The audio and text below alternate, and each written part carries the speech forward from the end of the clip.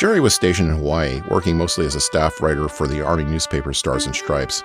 Many of his contemporaries in the Army joked that, based on talking to him, Jerry's full name and rank was Private First Class Jerry Siegel, creator of Superman, which seems on brand.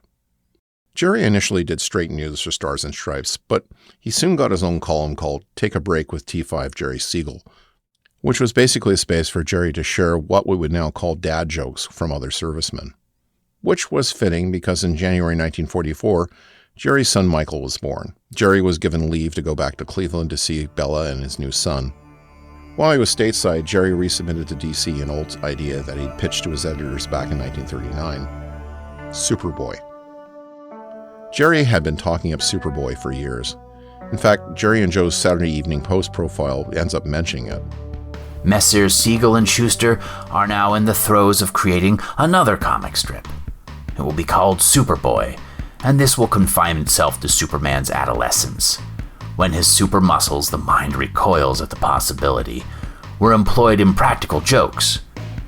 It will be, Siegel explains, about Superman before he developed a social conscience. Jerry had kept on pitching the idea of Superman as juvenile prankster for years, and he even had written a spec script for it. DC Comics were interested enough in Superboy to trademark the name by 1942, but they failed to pull the trigger on Jerry's idea. But then, the competition got involved. In the 1940s, Superman's biggest competition was Fawcett Publications' Captain Marvel. In fact, by the mid-1940s, Captain Marvel was effectively outselling Superman.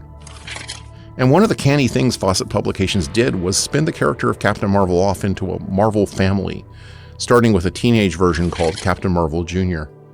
In fact, Jerry Siegel always claimed that mentioning Superboy in the Saturday Evening Post was what caused Captain Marvel Jr. to come into being.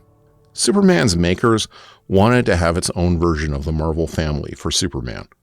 So they decided to take advantage of Jerry being away and make their own version of Superman. Not a teenage prankster, but the adventures of Superman when he was a boy, dressed in the same costume, only as a kid. And then when Jerry was away, they stole Superboy. And Joe was too timid and insecure and under contract to say no. So he drew it. That's right. Joe Shuster drew that first Superboy story. Not one of his assistants. Joe drew it.